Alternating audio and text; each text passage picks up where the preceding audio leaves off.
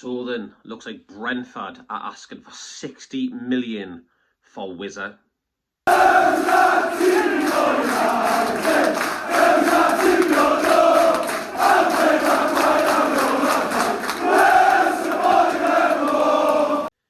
Hello everyone, welcome back to the channel. Hope you're well. A brand new video. Please drop a like and subscribe. That would be great.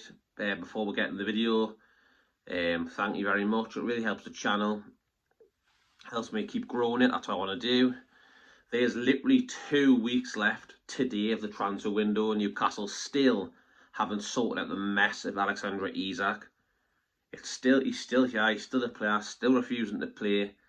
And there's been reports this morning, which makes it even worse, is that Brentford won £60 million for WISSA. Craig Hope put an article out.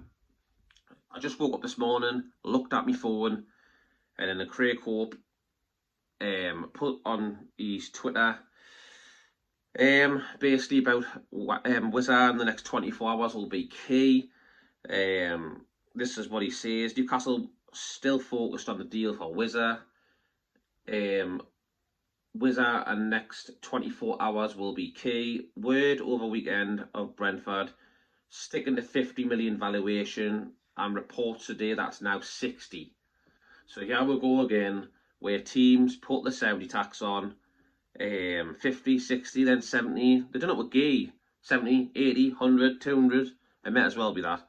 So it looks like they're doing it again, but then again, Brentford got absolutely rinsed yesterday off Nottingham Forest, 3-1. Chris Wood got 2. Elliot Anderson's pass was exquisite. You know, I would love if we never had to sell Elliot Anderson, because his pass was probably pass of the season. I'm telling you now, even in one game in, absolutely quality. Elliot Anderson, the way he just whacked it through the middle. Chris Wood was on whenever the keeper and scored. 2 ex-Newcastle players who were absolutely thriving at Nottingham Forest. But yeah, Brentford look like they're struggling, so I'm not surprised they want more money. They're thinking, we're in a relegation battle, yeah, we could go down. We've lost Bumo, we've lost Thomas Frank to Tottenham, and players are just leaving them. They haven't got a good manager. I don't really rate their manager, if I'm honest. I think Brentford could go down, and they're probably thinking exactly the same, like, we're in a big trouble here. So can we just recoup as much money as possible, and then in the last 2 weeks of the window, just splash the cash on a few decent players and try and survive in this league? That's why I think that's where Brentford are at this stage in this moment in time, because they're getting desperate. And anyways, we'll finish up what Craig Hope said. NUFC won't deal at those numbers. PAF simply would not allow it, but are hopeful of reaching agreement when talks resume today. So talks will be resumed today. Hopefully they can get someone over the line, you know, because he's a class player. You know, like I said, last season, scored 19 goals, you know. If you're scoring 19 goals in the league, doesn't matter, I don't care how old you are, you're still a good player. Yes, we know he's 28 and that, and they don't really want to pump massive money in, because there's not really a sell-on sale for him. There's not he's not like a young kid, 23, who's going to hit his peak in a couple of years, and then you've got basically sell him on for profit, because literally you could like double your money. See, you bought him at 23-year-old, 5, 6, 7 years time, you could be worth double that. So, but when you're 28, you know, yeah, basically you're getting to your end of your career. It's going to start sliding down as you get in your 30s. You've got no market value for sell-on fee really. But I don't care. He scores goals, he's class, and I'd love him at Newcastle, and I want WISSA. Simple as that. Then he goes on to say they're still looking for the 2 strikers that would allow them to consider Isak's sale, as has been the plan all summer. Ramos remains an option. That's who I mentioned yesterday in my video. There's been a few little rumours from journalists that Ramos and PSG is again linked with Newcastle United. We don't know if this is true or not, you know what I mean, because I'm sure reports came out a few days ago that he said he was happy at Paris Saint-Germain, didn't want to leave them, so we don't really know what to believe, if I'm honest. But for me, Ramos is a min player. If we can get Ramos and WISSA, like I said the other day in the video, I'd be absolutely delighted with that. But if WISSA does not happen, the chances of Isak going reduce significantly. NUFC have waited, knowing WISSA's desire, but an outcome either way is needed now. That is what Craig Hope said. We all know that WISSA wants Newcastle.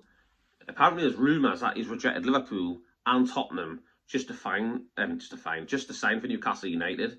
So it just goes to prove what he wants. We want players who are going to be loyal, and like Alanga wanting to join, Ramsey wanting to join. You know, obviously he joined yesterday. Check that video out. WISSA wants to join. We want these players in. That's all we want as fans. That's all I want, is people who want to give 100%, graft their arse off for the shirt, and basically be loyal.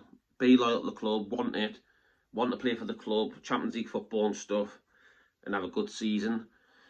But yeah, it's not looking good for the WISSA thing. Them reports this morning, because if they hold out for 60 million and we say no, what the hell are we going to do?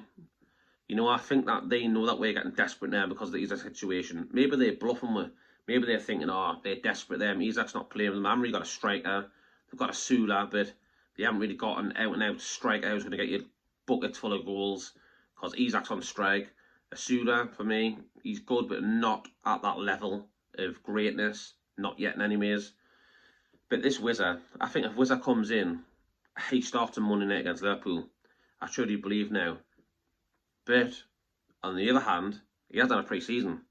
He has been on strike like Isak. I don't think that's the way to go about it, because there's a lot of people saying, oh, well, he's pissed off with Isak, but why not pissed off with him, the way he's treating Brentford? And it's true, because the way he's went on is a disgrace as well. It is. Like, if you can't just go on strike and refuse to play for a club. If you look at Eze and Gibbs White this weekend, have both featured in games, both want to leave the clubs, but haven't spat the dummies out, haven't refused to train, haven't refused to play. They've played. Eze scored a belter free kick against Chelsea, which should have stood for me. I don't think that was anything wrong with that free kick, if I'm honest. But it got VAR, and he says that a metre away from the ball, blah, blah, not crap. Eze, for me, is a class player. Morgan Gibbs-White assisted, I thought his name, for Nottingham Forest to make it 2-0, I think it was. These players are quality, and they're not doing it Isak or a WISSA. They're just getting on with life. Even Eze, when he left the stadium the other day, the reporter basically said to him, oh, you're off to Tottenham. And he didn't want to say anything out of respect for Crystal Palace. And I respect that. That's professional. The way WISSA and Isak are going on, it's not professional. It's not good. So we can't really sit here and say, oh, we're pissed off with Isak, but not with WISSA. Both of them are in the wrong. Simple as that. Even I want WISSA at the club, they're both in the wrong. And Eze and Gibbs White are in the right. And that's the way you should conduct yourself in football. Be professional. They just think all little kids who are inspired by people like Isak and that look up to them, and now they're saying, oh, I don't want to play for anymore. You know, you've got to be a role model for these kids and everyone else. You know, growing up, watching the team they love. You know what I mean? So, yeah, that's where we're at the moment with the WISSA deal. We'll have to see what happens in the next 24 hours. I think it's crucial. We have to get this one over the line. I would like to think so that we could get a deal done in 24 hours. 50 million, couple mil add-ons maybe just to get the deal signed and delivered, get him up here for his medical, and basically get him ready for Monday, which if he did sign, I don't think he'd start anyways, because Eddie Howe likes to get the players in bit by bit. Like Malik Chabi didn't just throw him in the deep end. He doesn't do that with players. He gradually builds them up, cut on for a couple minutes at the end, half an hour here, and then if you trust him, he goes, bang, you're in. Or if someone gets injured, he'd be forced to put someone in. But yeah, Eddie Howe's always like that. He doesn't really chuck people in the deep end. He just gradually gets them into the game, bit by bit. So, you know, if I did sign, I think he wouldn't start. He'd be on the bench on Monday.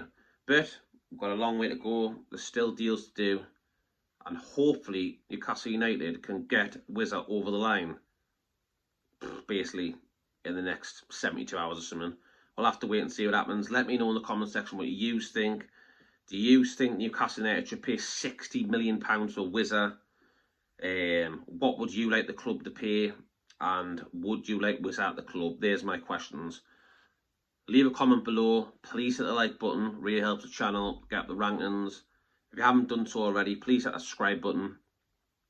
It'll get me up. The aim is to get 2,000 subscribers. I'm literally on, I think it's 1,112. Let's see if we can get 2,000 subs as quick as possible. Yeah, I'll leave it there, people. Thank you very much for watching. Take care, and I'm sure there'll be plenty more news in the next 2 weeks and plenty more videos on this channel, so stay tuned, hit the bell notification so you'll be notified. I'll leave it there, people. I'll see you in the next one.